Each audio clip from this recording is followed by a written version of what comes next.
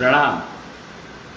Anchor, digital living, climate man, तामसिक antidote वाले अश्विनी अग्रवाल आपके सामने फिर से आज नारी शक्ति के ऊपर कुछ चर्चा करने के लिए आ गए हैं। Climate man, anchor climate man. तो नारी शक्ति जागृत करना जरूरी है। हमने एक अभियान चलाया गया है, कैरियर बनाओ बीवी पढ़ाओ। मतलब ये अभियान चलाया गया है, कल या परसों शायद चलाया गया। 1 नवंबर से शुरू किया गया होगा या 2 नवंबर से किया होगा, देख सकते हो आप, नेट के ऊपर होगा अवेलेबल। तो क्या है, हम नारी शक्ति जागृत रखनी है या करनी है, इसके ऊपर चर्चा करेंगे। इसके ऊपर ये बात चल रही है और इसके अंतर्गत में हम लोग समझने की कोशिश करेंगे नारी शक्ति है क्या और नारी शक्ति का जागृत रखने का मतलब क्या है या जागृत करने का मतलब क्या है। हम ये चीजें समझने शुरू करेंगे। मैं एक्चुअली एक नारी ज्ञान और नारी ज्ञान का विशेषज्ञ माना जाता हूं। मैंने बहुत काम किया है नारी ज्ञान पर।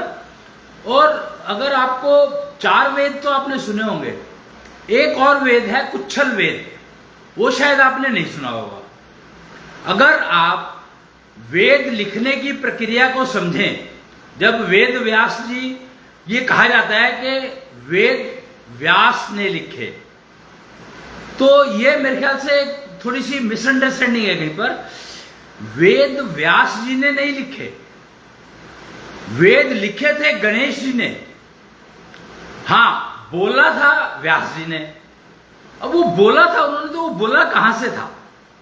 ये यथा पिंडे तथा ब्रह्मंडे की कितनी बड़ी वैलिडिटी है, आप सोच सकते हो मैं क्या कह रहा हूं। कितनी बड़ी वैलिडिटी है कि जो ज्ञान ब्रह्मांड में है वही पिंड में है। Total, absolutely, in absolute term, no relativity at all, absolutely no relativity at all. जो ज्ञान ब्रह्मांड में है वही ज्ञान पिंड में है। तो इसकी वैलिडेशन वेद लिखने के को अगर एक उदाहरण के रूप में देखें तो इससे बड़ी वैलिडेशन हो ही नहीं सकती। और लोगों की मिसअंडरस्टैंडिंग या ना समझने की क्षमता देखो कि हर कोई इंसान ये कहता है कि वेद व्यास जी ने लिखे, जबकि ये बात सही नहीं है। ये बात पूर्णतया असत्य है। मैं झूठ नहीं कहूंगा यहां पर, क्योंकि झूठ नहीं है ये बात, ये असत्य है। असत्य और झूठ में बहुत फर्क है। वो कहते हैं, कल ना एक बात चल रही थी कहीं पर, ऐसी गोष्ठी में बैठे थे, कुछ बात चल रही थी, ऑनलाइन थी ऑफ कोर्स। तो उसमें क्या कहा गया कि सच अगर धीरे बोला जाए और झूठ बहुत जोर जोर से बोल करके बोला जाए, झूठ अगर जोर से बोला जाए और सच को धीरे से बोला जाए तो भी सच का पलड़ा भारी रहेगा। ये कहा गया, मेरे को किसी ने कहा, मतलब वहां पर डिस्कशन में आती है, बातें आती हैं। तो इसके ऊपर जो कहा गया, क्लाइमेट मैन ने जो कहा, मैंने जो कहा, एंकर क्लाइमेट हूं मैं, तो मेरा काम है, एंकर मीन्स प्रेजेंटेशन, जो प्रेजेंट करते हैं। तो मैंने कहा कि अगर हम इस बात को ठीक तब मान सकते हैं जब हम डिस्कशन में बैठे हो फिजिकली। अगर हम माइक पर बोल रहे हैं तो झूठ भी धीरे से बोला जाएगा और सच भी धीरे से बोला जाएगा। तो इस स्टेट में आप क्या करोगे, ये बताओ मेरे को। तो आपका तो झूठ और सच में कोई फर्क रह ही नहीं गया। अगर माइक पर बोला गया झूठ, 1000 लोगों में से 2 लोगों को भी समझ में आ गया, झूठ को शोर कहा गया है। हम लोग झूठ को शोर मानते हैं कि जोर से बोला गया तो मतलब शोर मचा रहा है। तो झूठ सब शोर है मानते हैं, पर जब माइक पे बोला गया तो वो शोर नहीं है। झूठ फिर भी झूठ रहेगा, लेकिन बोलबाला। युधिष्ठिर का एग्जांपल दिया मैंने वहां पर, महाभारत का एग्जांपल दिया। युधिष्ठिर ने क्या बात गलत कही थी? नहीं कही थी, पर क्योंकि वो माइक पर कही गई थी, तो माइक पर जो बात कही गई थी उसको माइक जो क्या नाम है उनका, गुरु द्रोणाचार्य, उनको भी सुनाई दे, सारे महाभारत में सुनाई दे, जितने भी वहां पर लोग थे सबको सुनाई दे, तो माइक के बिना तो संभव ही नहीं है ये। तो युधिष्ठिर ने क्या कहा, अश्वत्थामा मारा गया जो हाथी था, या गजो या नरो, कुछ तो ऐसा कहा उन्होंने, मतलब something which can cause confusion, decide तुम करो। युधिष्ठिर ने कहा अश्वत्थामा मारा गया जो हाथी था। अब यहां पर गणित देखो, अश्वत्थामा मारा गया, इसमें कोई झूठ था ही नहीं, वो हाथी था, इसमें भी कोई झूठ नहीं था, तो युधिष्ठिर ने तो झूठ बोला ही नहीं कहीं पर भी। लेकिन गुरु द्रोणाचार्य को अपनी जान देनी पड़ी, उनका मतलब जो कि अजय थे, जिनको जीता नहीं जा सकता था, और अपने ही पुत्र के ऊपर, उनको अपने पुत्र को पाले हुए पर उनको भरोसा नहीं था। ऐसा हो सकता है कि पिता को अपने पाले हुए पुत्र पर भरोसा ना हो? मतलब कितनी अजीब सी बात नहीं लगती है आपको? क्या आपने सोचने की कोशिश नहीं करी, समझने की कोशिश नहीं करी इस बात को कि गुरु द्रोणाचार्य ने अपने पुत्र को पाला जिसके मणि थी। गुरु द्रोणाचार्य जानते थे इस बात को कि अश्वत्थामा के मणि है, मणि युक्त अश्वत्थामा, कर्ण स्वर्ण कुंडल कवच के साथ पैदा हुआ। कैसे कैसे लोग थे दुर्योधन के साथ, तब भी दुर्योधन हार गया। तो उसका कारण क्या था? उसका एकमात्र कारण यह था कि कंफ्यूजन कर दो, और कंफ्यूजन इस लेवल का कि गुरु कंफ्यूज हो जाए, मतलब इस लेवल का गुरु कंफ्यूजन कि गुरु कंफ्यूज हो जाए। अगर गुरु कंफ्यूज हो जाएगा तो बाकी शिष्यों के आप समझ सकते हो कि उनको क्या सीखा होगा उन्होंने और क्या सिखाया होगा। कर्ण को उनके जो शिक्षक थे, टीचर थे, गुरु थे परशुराम, उन्होंने श्राप दिया था कि जब ये विद्या तुझे सबसे ज्यादा जरूरत होगी तब ये तेरे काम नहीं आएगी। अब परशुराम ने उसको ये श्राप क्यों दिया? कर्ण का क्या कसूर था इसके अंदर, ये बताओ मेरे को। क्या आप सोच सकते हो कर्ण का कोई फॉल्ट था? कोई फॉल्ट था?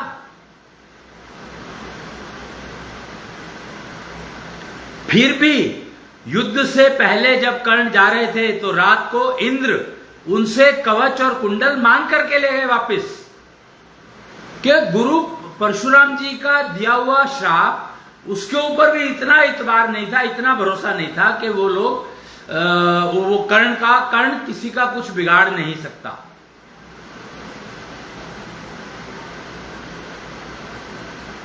मतलब सोचो कि महाभारत के समय में कंफ्यूजन का कितनी लिमिट रही होगी,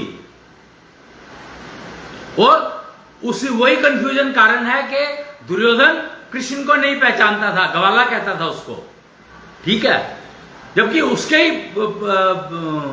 ग्रेट ग्रैंडफादर भीष्म पितामह वो उसको भगवान मानते थे। तो ग्रेट ग्रैंडफादर और ग्रेट ग्रैंडसन के बीच में इतना कंफ्यूजन, पिता का रोल ही नहीं रहा कोई। पिता को फिर भी कृष्ण के ऊपर कुछ भरोसा था या नहीं था मुझे नहीं पता,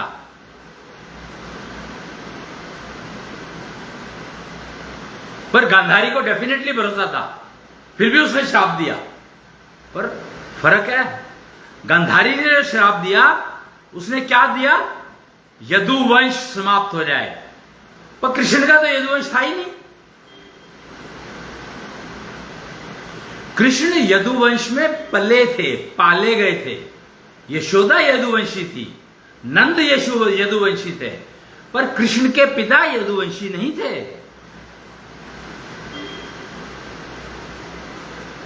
तो कंफ्यूजन की हाइट आप सोच सकते हो, समझ सकते हो इसी से कि लोगों में कितना कंफ्यूजन था।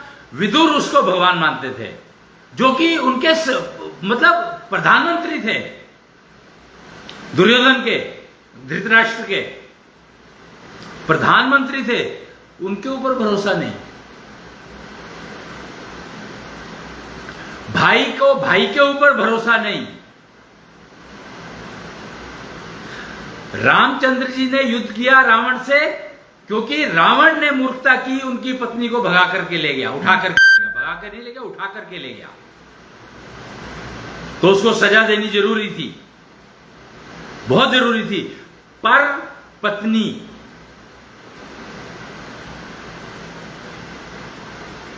को आप मूर्ख नहीं बना सकते, बेवकूफ नहीं बना सकते, मिसयूज नहीं कर सकते उसका।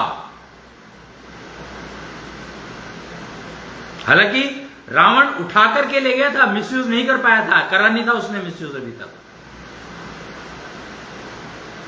क्योंकि रावण ज्ञानी भी था, उसको पता था कि क्या करना है, कैसे करना है, कब करना है, मुहूर्त, प्रोसीजर्स, हर चीज उसको पता थी। गलती उसने की उठा करके, मूर्खता उसने करी इस सीता को उठा करके। यहां पर कुछ लोग कहते हैं अरे सीता तो बाहर आई अपने आप ही उठ के, वो तो कमरे के अंदर नहीं आया जो उठा के ले जाता, सीता अपने आप बाहर आई थी तो उठा के ले गई, ले गया रावण।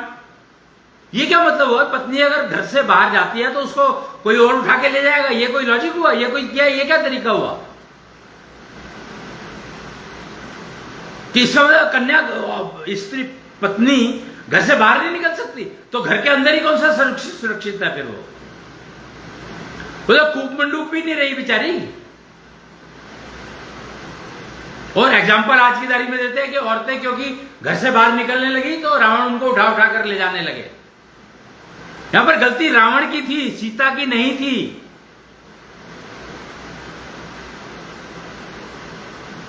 इतनी सी बात भी नहीं समझ में पा रहे लोग। कन्या को उठा करके ले जाना, उसके साथ जबरदस्ती करना इतना बड़ा पाप है कि उसका 1000 जन्म में भी माफी नहीं होती है।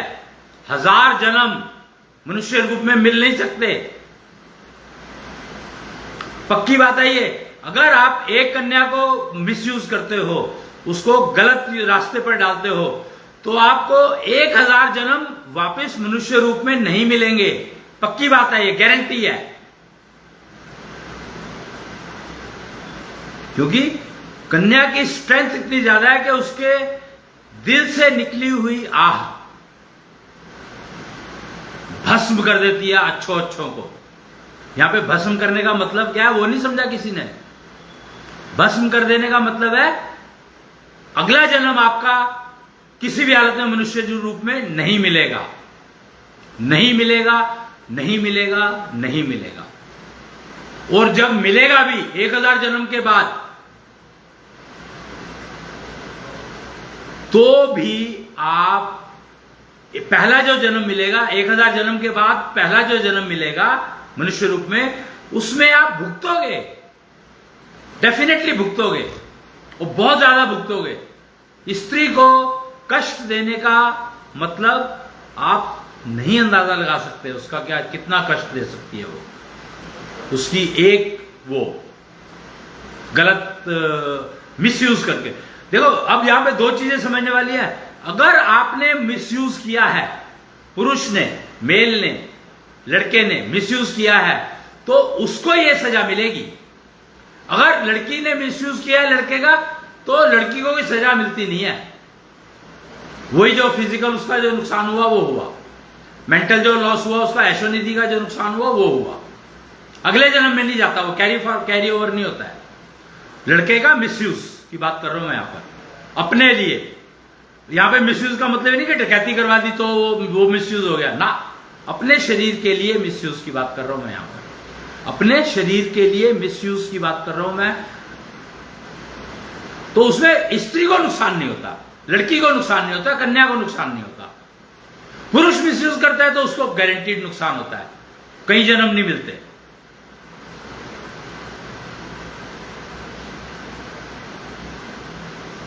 ये कंफ्यूजन का कारण ये कब से है?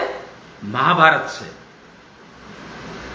रावण को मंदोदरी ने बहुत समझाया, पर रावण ने नहीं मानी। तो रावण ज्ञानी था, पर नारी ज्ञान मिसिंग था उसका।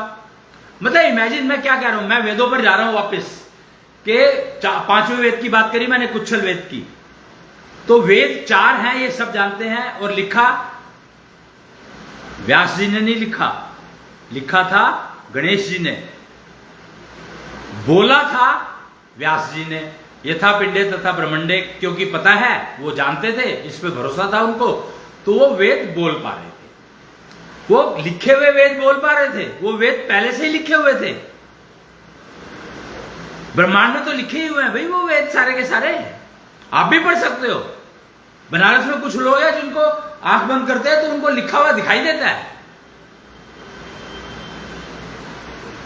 आप चाहो तो इंटरनेट पे ढूंढ करके आप कुछ बात कर सकते हो उनसे, उनकी पोस्ट आती रहती है लोगों की, और आप भी अपने आप अंदर ये शक्ति डेवलप कर सकते हो। नारी ज्ञान सीखना पड़ेगा तो आसानी से हो जाएगा। नहीं तो कर तो सकते ही हो आप फिर भी, लेकिन उसके लिए फिर आपको रास्ते अडॉप्ट करने पड़ेंगे, भक्ति करनी पड़ेगी। और भक्ति यहां पर आपको महाविष्णु की करनी पड़ेगी, कृष्णांश की करनी पड़ेगी, और कोई चॉइस नहीं है। शुक्रायु भगवान वहां बैठे हैं, शुक्रायु भगवान की करनी पड़ेगी, कृष्ण इष्ट की करनी पड़ेगी, और सबकी करनी पड़ेगी। कभी जिसकी पहले कर ली वो एक रास्ता दिखाएगा, फिर आगे, फिर वो रास्ता दिखाएंगे आगे, फिर वो रास्ता दिखाएंगे आगे। ये नहीं है कि सबकी आप एक साथ शुरू कर दो, पॉसिबल नहीं है। आपने शायद वो समय चक्र देखा है कि नहीं देखा, मुझे पता नहीं है, कि मैं आपको शायद दिखा पाऊं। सुदर्शन चक्र है, नहीं यहां पर नहीं है समय चक्र, इसमें नहीं है, कहीं पर होगा तो मैं दिखा सकता हूं आपको। हाँ ये है ना,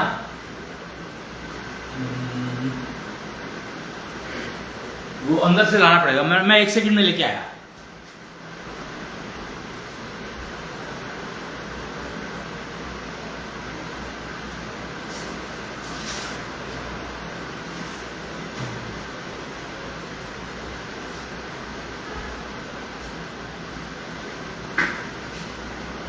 जी सॉरी, मुझे लेके बैठना चाहिए था, तो कोई बात नहीं, चलता है। अब क्या पता इमरजेंसी, यही तो इमरजेंसी है कि क्या पता किस समय में किस चीज की जरूरत आ जाए, तो आपको प्रायोरिटी देनी है कि कौन सी चीज इंपॉर्टेंट है, उसके हिसाब से वो करना है। ये समय चक्र है, नवीन समय चक्र कहते हैं इसको।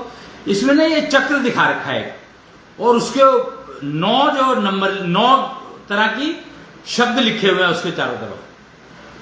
5 तरह के ज्ञान हैं और 4 रास्ते हैं उन ज्ञान को प्राप्त करने के। ये मैं पढ़ के सुनाता हूं आपको। पहला है तत्व ज्ञान, फिर आत्म ज्ञान, फिर आयु ज्ञान, फिर ज्योति ज्ञान, फिर व्यवहार ज्ञान। और उनको प्राप्त करने के 4 रास्ते हैं: कर्म, भक्ति, शक्ति, समय। समय अनुसार पूर्ण शक्ति से भक्ति के साथ जब आप कर्म करेंगे तो आपको रिजल्ट मिलना डेफिनेट है, पक्का है, गारंटीड है। और भक्ति का मतलब यहां पर क्या है? मन और बुद्धि एक लय में, यानी आपका निष्ठा योग ऊर्जा से आपका निष्ठा चक्र, कृष्ण चक्र और कृष्णांश चक्र फंक्शनल है, और शिव ज्योति जली हुई है। उन्होंने कैसे पढ़ा था? यथा पिंडे तथा ब्रह्मंडे में वो व्यास जी ने कैसे पढ़ी थी? उन्होंने ये आंख खोली थी अपनी, ये शिव ज्योति कहलाती है। इस आंख को खोल करके फिर उन्होंने पढ़ा था। आप वेदों को पढ़ सकते हो, आप हर चीज पढ़ सकते हो जो लिखी हुई है, प्रोवाइडेड आप अपनी ये खोल लो। शिव ज्योति कहते हैं इसको। शिव ज्योति को जागृत कर लो तो वो उसके ऊपर पड़ेगी और फिर आप पढ़ सकते हो। आकाश तत्व पर लिखे हुए हैं ये सारे के सारे जो ज्ञान लिखा है, जिसको मैं कह रहा हूं, वो पढ़ने के लिए आपको शिव ज्योति का जागरण करना पड़ेगा। और आकाश तत्व पर पूरी आकाश तत्व को आप एक किस्म से लाइब्रेरी समझ सकते हो। और जो यथा पिंडे तथा ब्रह्मंडे कहा गया है ना, वो बेसिकली आपको, वो यथा पिंडे तथा ब्रह्मंडे नहीं है, वो एसेंशियली आपका कनेक्शन टू द ब्रह्मांड है। जितना अच्छा कनेक्शन होगा उतने ही आपका पिंड और ब्रह्मांड एक जैसे होते चले जाएंगे। और वैसे 24 मॉलिक्यूल से ही बना है सारा ब्रह्मांड, और 24 मॉलिक्यूल से ही आप बने हो। तो इसलिए वो भी एक कसम से वैलिड ही है कि 20 यथा पिंडे तथा ब्रह्मांडे 24 मॉलिक्यूल के स्ट्रक्चर को अगर आप समझते हैं तो वैलिड है। हम लोग नारी शक्ति से शुरू हुए थे और कहां पहुंच गए? Can you imagine? ऐसा क्यों हुआ? क्यों? नारी शक्ति इतनी पावरफुल है, क्या क्या घुसा हुआ है उसके अंदर। मतलब नारी शक्ति के अंदर क्या क्या विद्यमान है। पूरी जो लाइब्रेरी की बात कर रहे हैं वो पूरी की पूरी लाइब्रेरी नारी के अंदर है। आपको पढ़ना नहीं आता क्यों? आपने अपने को तैयारी नहीं किया, पढ़ने लायक बनाया ही नहीं, आपकी ये जागृति नहीं होती। आपकी शिव ज्योति जगेगी तभी तो लाइब्रेरी में। जो नारी शक्ति का मतलब समझो आप क्या है कि नारी शक्ति अगर जागृत रखी हुई है, जागृत होने से काम नहीं चलता है, जागृत तो होती है सबकी तकरीबन। वो मेंसेस जब शुरू होते हैं तो जागृत हो जाती है, तो जागृत तो रहती ही है, जागृत रखनी जरूरी है। मेंसेस से जागृत होती है पर जागृत रखनी जरूरी है। उसके लिए जो एफर्ट करनी पड़ेगी वो नारी को करनी पड़ेगी। वो कौन कहां से करेंगी? नारी ज्ञान का पता ही नहीं है बेचारियों को, किसी ने बताया ही नहीं। तो नारी ज्ञान नारी ही सीख सकती है, पुरुष नहीं सीख सकता। पुरुष को सीखना बेकार है, क्या करेगा? उसको तो नारी शक्ति का उपयोग करना आना चाहिए। जो पुरुष को सीखना है वो ये सीखना है कि मैं नारी शक्ति का उपयोग कैसे करूं।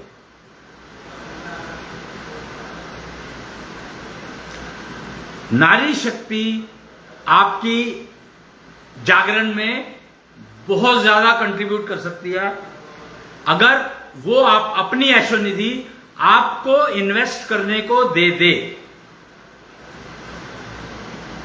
नारी के पास 9 गुना ऐशोनिधि होती है, आपके पास 1। अगर वो आपको अपनी नारी शक्ति यूज करने को दे दे, वह प्रोवाइडेड जागृत होगी और उसको मेंटेन रखा होगा, उसने जागृत रखा हुआ होगा तभी तो दे पाएगी। अगर वो देती है तो डेफिनेटली आप किसी भी इमरजेंसी में उस इमरजेंसी को कैसे टेक केयर करना है, क्या समझना है और कैसे उसको सॉल्व करना है उस प्रॉब्लम को, वो आपको तुरंत समझ में आ जाएगा। आपका कनेक्शन नारी से बना होगा तो। यहां पे कनेक्शन कौन सा? एशो टनल कनेक्शन की बात कर रहा हूं मैं। एशो टनल आपने पता नहीं सुना है कि नहीं सुना? एशो टनल किसको कहते हैं? एशो टनल है remote connection between the 2 entities. Telepathy जिसके थ्रू होती है, एशो टनल के थ्रू होती है टेलीपैथी। मोटा एग्जांपल, सूर्य की किरणों से जो एनर्जी निकल रही है, पीताम्बरो एंड ब्लू ब्रिजो, वो अगर आपको एक्सेप्ट करनी है तो आपको अपनी एशो टनल कनेक्ट करनी पड़ेगी। उस समय में जब वो एनर्जी अवेलेबल है, उस समय में आप अपनी एशो टनल बिल्ड करेंगे। एशो टनल वो नहीं बिल्ड करेगा, वो आपको बिल्ड करनी है। और वो जब आप बिल्ड करेंगे निष्ठा योग ऊर्जा का उपयोग करके, एशो टनल बनती है निष्ठा योग ऊर्जा का उपयोग करके, तो आपको सूर्य की जो पीताम्बरो एनर्जी या ब्लू ब्रिजो एनर्जी रिसीव होगी। वो आपको रिसीविंग एंटीना लगाना पड़ेगा, शायद लगाना पड़ेगा, वो डिपेंड करता है कि आप कितने लेवल पर हैं।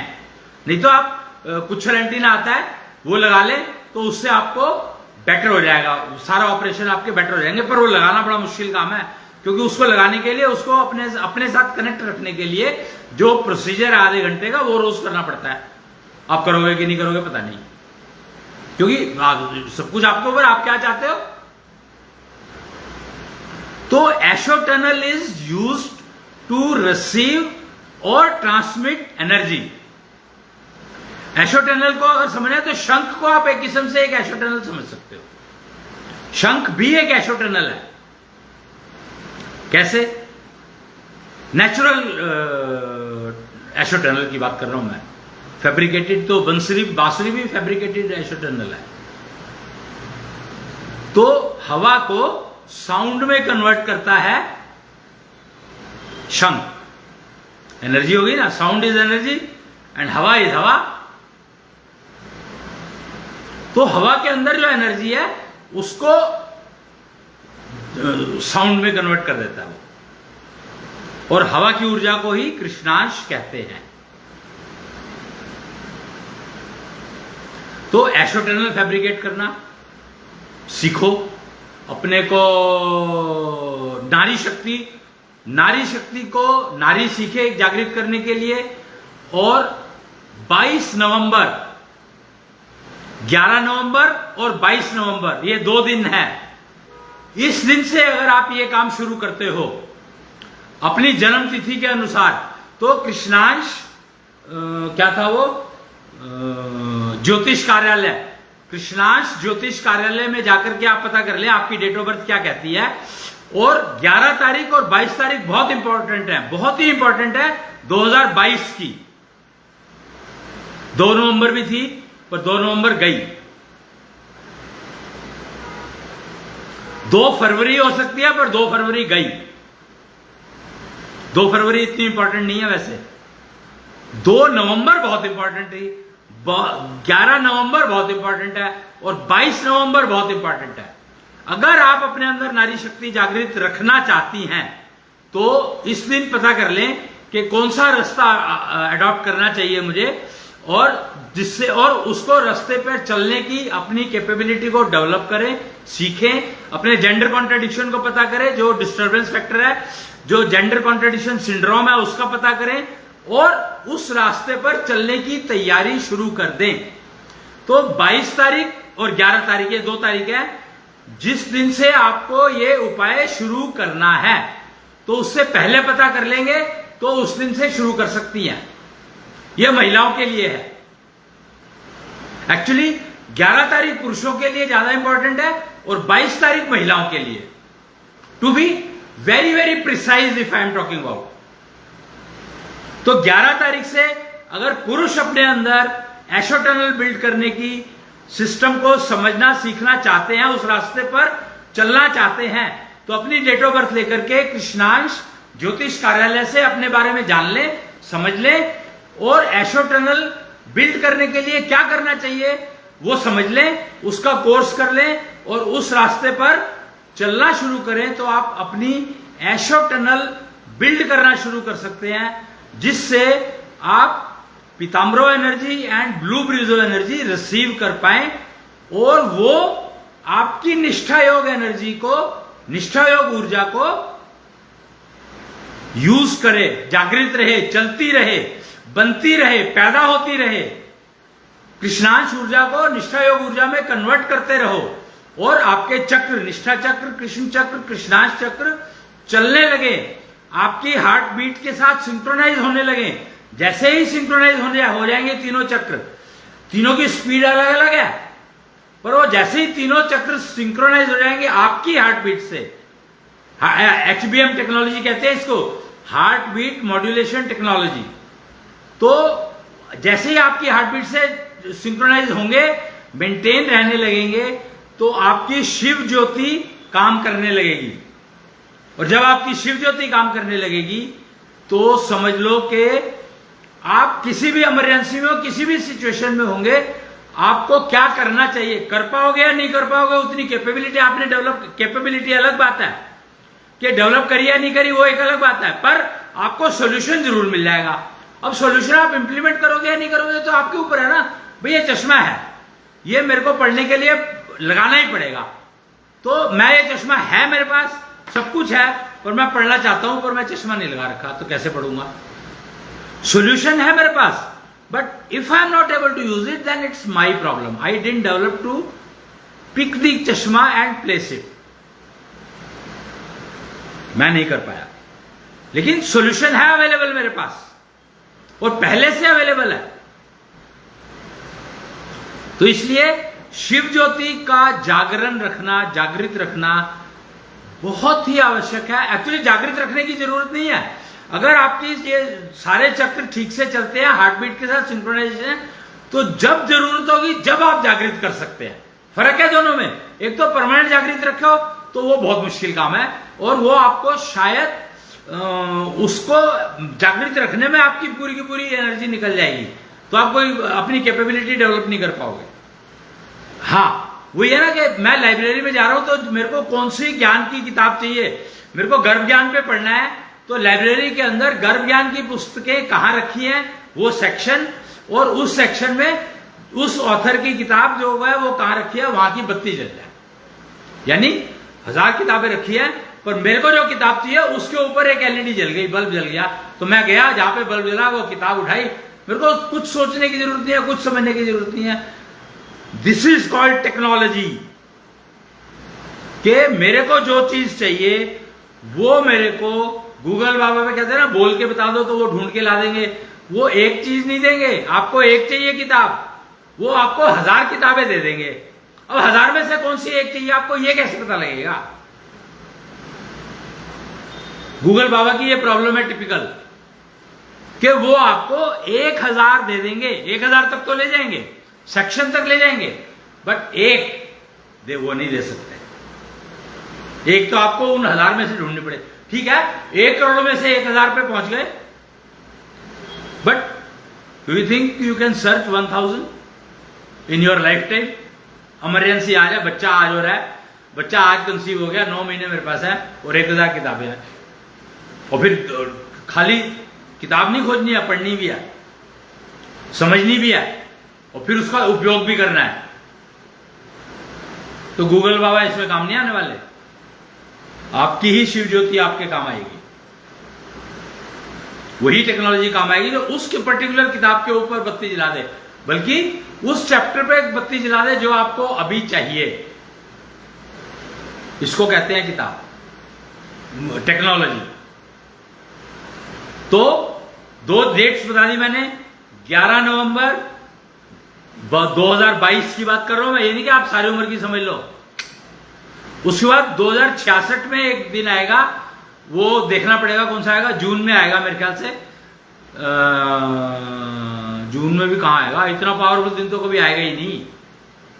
6 जून 2066 कुछ बेटर, बहुत अच्छा दिन है, बट 22 नवंबर वाला दिन जो है वो बहुत ही वो है, और 11 नवंबर वाला दिन भी बहुत अच्छा दिन है। नारियों के लिए 22 नवंबर बहुत अच्छा दिन है, और 11 नवंबर पुरुषों के लिए, पर दोनों दिन दोनों के लिए हैं ही, वो आप मान लो। बहुत अच्छा की बात अलग है, एक तो है अवेलेबल और एक बेस्ट अवेलेबल, तो उसको बता रहा हूं मैं, उसके हिसाब से बता रहा हूं मैं जो है, मेरे को दक्षिण्या तत्व गुरु ताऊ तत्व ज्योतिष के उसमें भी जानते हैं, दक्षिण्या तत्व गुरु भी कहते हैं मेरे को।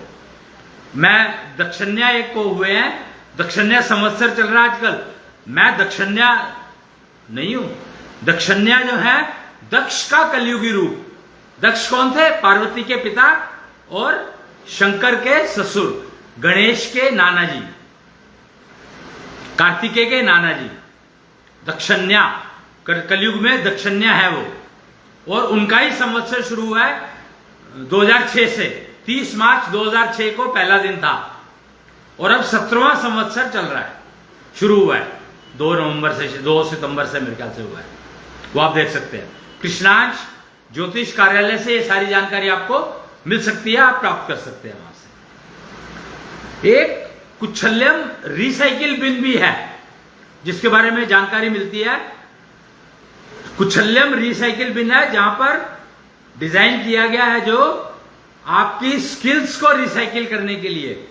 आपके पास मान लो इंजीनियरिंग स्किल है, आप उसको मैनेजमेंट में रिसाइकिल कर सकते हैं, करना चाहिए कि नहीं करना चाहिए वो पता करना चाहते हैं तो वो पता कर लो।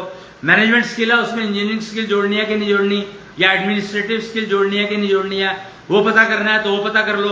तो ये कुच्छल्यम रिसाइकलिंग बिन में ये काम करवाए जाते हैं कि आपको अगर मैनेजमेंट की स्किल डेवलप करनी है इंजीनियरिंग के साथ तो आपको करनी चाहिए कि नहीं करनी चाहिए। तो फिर भी मान लो आप करना ही चाहते हो तो आपको क्या उपाय करना पड़ेगा कि आप मैनेजमेंट स्किल डेवलप ऐड करोगे तो आपको फायदा होगा, नहीं तो फायदा नहीं होगा। माइंड इट, या तो आप इंजीनियरिंग भूल जाओगे या आप मैनेजमेंट भूल जाओगे, दोनों में से एक ही यूज कर पाओगे। दोनों अगर यूज करनी है तो आपको वो उपाय करना पड़ेगा जो कि आपको जरूरत है कि दोनों को यूज कर पाओ। तो हम लोग वो भी काम करवाते हैं, मैं वो भी काम करवा देता हूँ, थोड़ा बहुत जानता हूँ, कुछ तो जानते ही हूँ। नारी ज्ञान का एक्सपर्ट होने का मुझे बहुत फायदा मिला। और ये नारी ज्ञान जो है कुच्छल वेद का दिया हुआ है, और कुच्छल वेद किसने दिया था? कृष्ण ने, जब वो माखन चोर कहे गए हैं, वो माखन चोर नहीं थे, वो माखन का मंथन करते थे, ज्ञान समुद्र मंथन कृष्ण ने किया था, जिसमें से कुच्छल वेद निकला, और कुच्छल वेद से नारी ज्ञान। तो ये सब और बहुत कुछ निकला वहां से, पर अब मैं वो सारी डिटेल, इतनी सारी चीजें बताने का वक्त नहीं है, क्योंकि समय हो रहा है, और मैंने मेरे ख्याल से वैसे बहुत कुछ बता दिया है।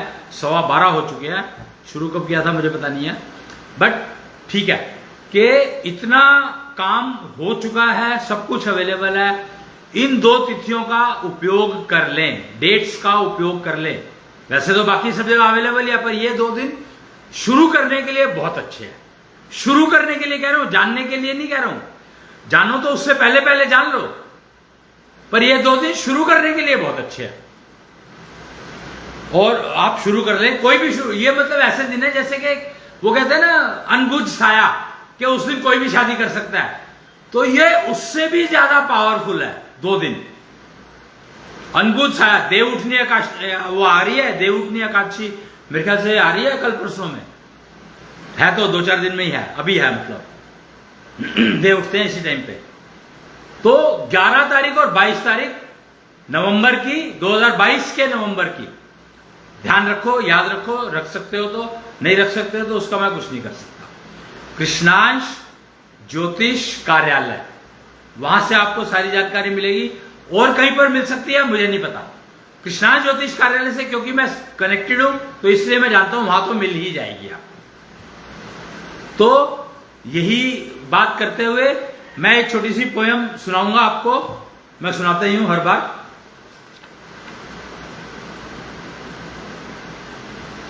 इस पुस्तक में से छोटा सा वो करते हैं हम लोग, आज वो करें क्या, निश्चल माता की षोडशी आरती, कुच्छल षोडशी आरती है एक, इसमें बता रखी है। अगर मैं उसको देखूं, हाँ ये बोलते हैं यार, आज की आपकी बात तो छोड़ो, उसको आरती को छोड़ो, आरती बाद में कर लेंगे। हम बातें हैं योग एंड योगा, एक पोयम है योग एंड योगा, इस पोयम को सुनाता हूं मैं आपको। योग व योगा इसी से सब कुछ होगा, जो अपनाएगा इसको कष्ट मुक्त ही होगा। योग और योगा दोनों अलग अलग चीजें हैं, तो जो इससे, इसी से सब कुछ होगा, जो अपनाएगा इसको कष्ट मुक्त ही होगा।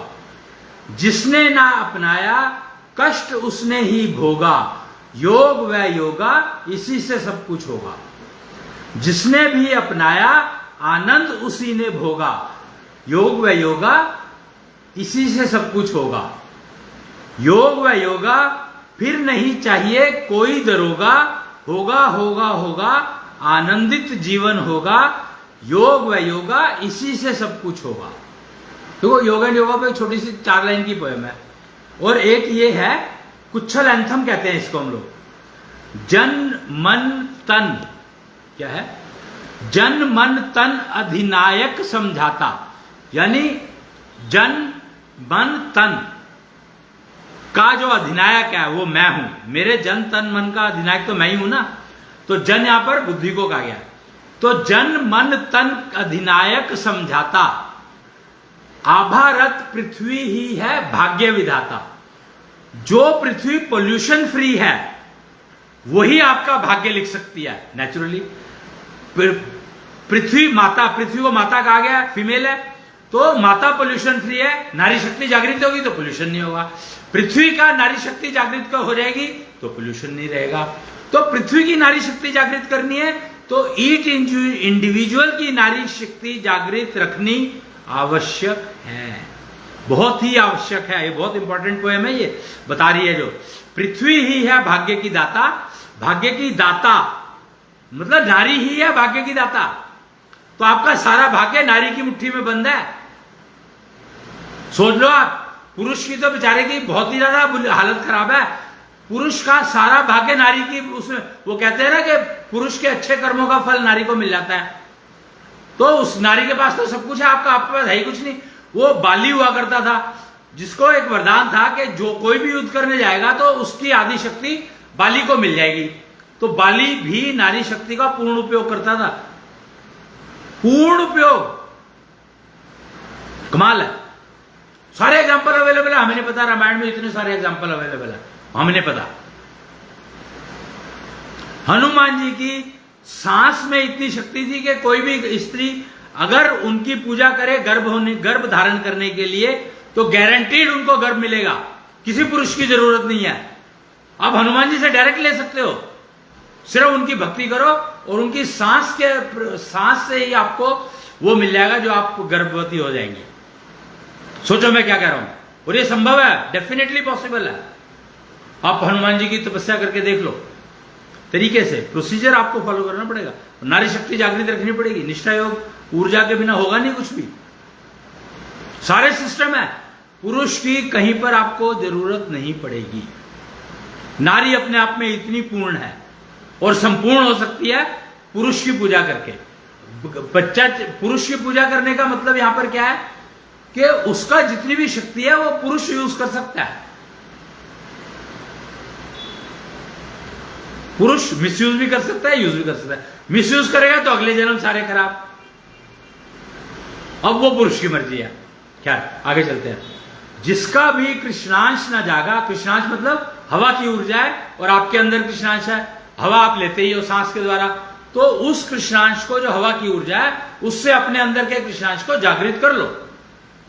जिसका भी कृष्णांश न जागा वो है सबसे बड़ा अभागा। कृष्णांश जगाने को राग अलापा, दसों दिशाओं में जो व्यापा।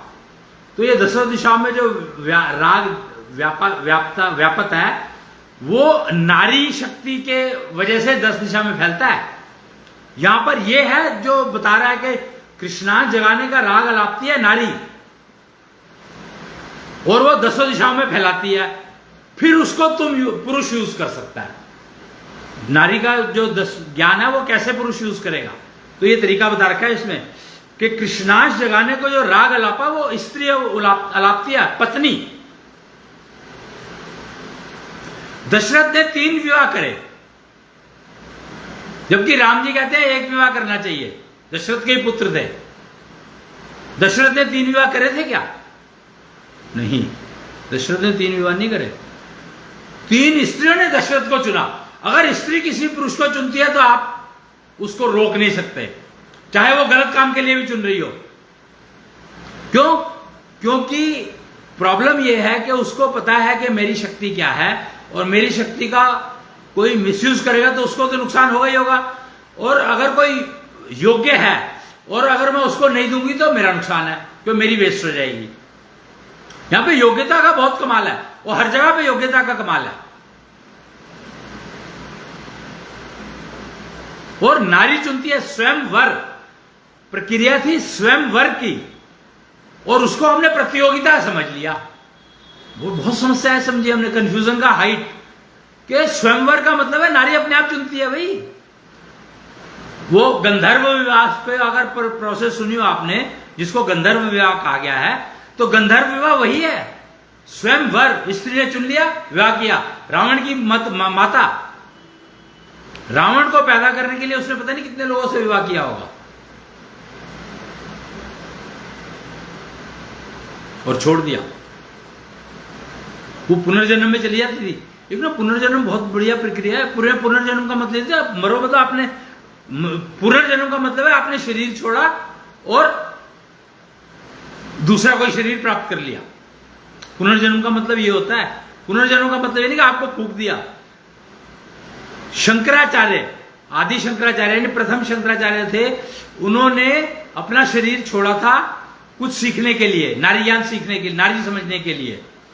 तो उन्होंने अपने शिष्य को कहा था 2 महीने तक तुम्हें मेरे शरीर की देखभाल करनी है। अगर मैं 2 महीने में वापस नहीं आया तो इस शरीर को आप अग्निदान दे देना, जिससे कि मैं अब नहीं आ सकता इस शरीर में वापस, ये शरीर मेरे लायक नहीं रहा। यानी उन्होंने अपने शरीर को इतना तपा लिया था, इतनी तपस्या का मतलब है तपाना। कि वो दो महीने तक मेडिटेशन के करके अपना शरीर छोड़ सकते थे। मेडिटेशन में शरीर छोड़ने की प्रक्रिया ही तो करी जाती है, और क्या कराया जाता है? मेडिटेशन में 10वां द्वार खोला, शरीर यहां से बाहर गया, सूक्ष्म शरीर, और फिर वापस आ गया। जितनी देर के लिए आप बाहर रह सकते हो वो आपका तपस्या है। मेडिटेशन को तपस्या को अंग्रेजी में मेडिटेशन कह दिया, उसकी वैल्यू खत्म कर दी। क्यों? क्योंकि मेडिटेशन तो मतलब पता ही नहीं है किसी को क्या होता है क्या नहीं होता। तपस्या के बारे में कंफ्यूजन कर दिया, जबकि तपस्या मतलब तपाना, सोने को तपाया जाता है। तो तपस्या मतलब तपो, क्या? तो कृष्णांश जगाने का राग अलापा, तो नारी को ये जो 11 नवंबर और 22 नवंबर बताई गई है ना, तो ये कृष्णांश का राग अलापने के लिए सीखने के लिए बताई गई है। क्या आप समझ लो कि आपकी पोजीशन क्या है, करंट पोजीशन क्या है, और आप इसको ये राग अलापने के लिए आपको क्या करना है। मंगलकारी बना तत्व आकाशा, ये ना आकाश तत्व की बात हो रही है यहां पर। मंगलकारी बना तत्व आकाशा, स्त्री के अंदर आकाश तत्व सबसे ज्यादा होता है। एक्चुअली आकाश तत्व की कैरियर है वो। आकाश तत्व समझना है तो स्त्री, नारी ज्ञान के अलावा कोई समझा नहीं सकता आपको। नारी ज्ञान समझना ही पड़ेगा उसके लिए, आकाश तत्व समझना है तो।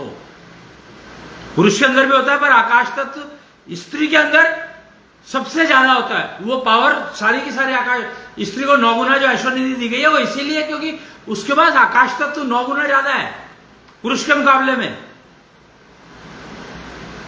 और उसको जागृत रखने चलाने के लिए निष्ठा योग ऊर्जा की जरूरत पड़ती है। इसलिए नारी के लिए ज्यादा इंपॉर्टेंट है निष्ठा योग ऊर्जा उस आकाश तत्व के लिए। मंगलकारी बना तत्व आकाशा, जय विजय की लहराई पताका। जिसके साथ में स्त्री का साथ हो वो किसी तरह से नुकसान उठा सकता है क्या? किसी भी हालत में। मां का जिसके पास आशीर्वाद हो, अब मां तो अपनी मां भी हो सकती है, और मेरे बच्चों की मां भी तो मां ही है। और मेरे बच्चों की मां जो जितना मुझे वो सपोर्ट सेट कर सकती है, सपोर्ट दे सकती है मेंटल, उतना कोई नहीं दे सकती। तुम्हारी पैदा की जिस मां ने तुम्हें पैदा किया वो भी नहीं दे सकती। सोचो मैं क्या कह रहा हूं। बेटी भी नहीं दे सकती। पत्नी जिसने आपके बच्चों को जन्म दिया या देगी, जन्म दिया या जन्म देगी, वो आपको आकाश तत्व का, अपने आकाश तत्व का उपयोग करके आपको वो दे सकती है जो आप सोच भी नहीं सकते। संतान देती है वो आपको, पाल पोस कर देती है। आप तो सिर्फ बीज देते हो, वो आपको पाल पोस कर संतान देती है। जय विजय की लहराई पताका, जन मन तन अधिनायक समझाता, आभारत आभारत आभारत पृथ्वी ही भाग्य की दाता। और हम लोग कन्या को मणि बनाना चाहते हैं। हमने एक प्रोग्राम शुरू किया था भामणी, स्त्री पृथ्वी को भामणी बनाना चाहते हैं। आभा युक्त की जगह आभारत करना चाहते हैं। आभा युक्त की जगह भारत मतलब आभा युक्त, भारत से, और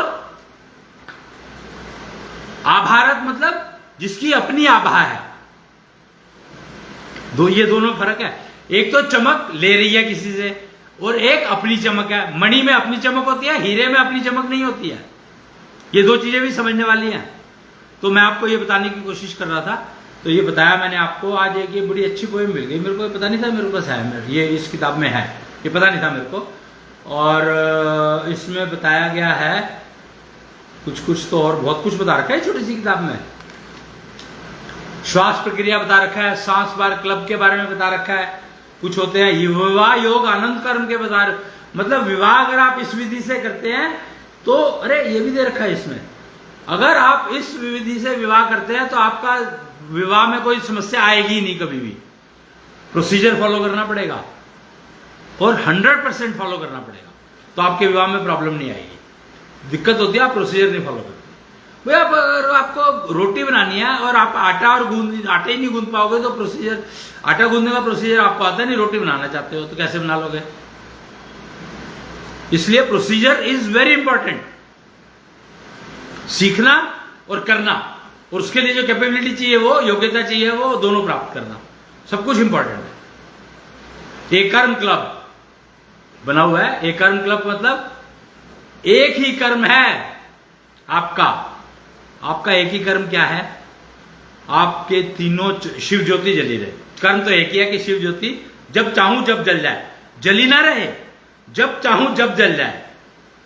माचिस होनी चाहिए मेरे पास, जब मैं चाहूं जब जल जाए, और वो ज्ञान उस समय में जो मुझे चाहिए वो ज्ञान ही दिखाई दे, बाकी कुछ नहीं। ये है शिव ज्योति। तो ये एक कर्म क्लब का मतलब एक ही कर्म है कि वो शिव ज्योति जल जाए जब मैं चाहूं तब। और मैं चाहूंगा कब? मेरे को जब प्रॉब्लम आएगी तो उसका सॉल्यूशन चाहिए मेरे को, नहीं तो मेरे को क्या करना है? Why should I waste? तो आज के लिए इतना ही। जय कृष्णेंद्र।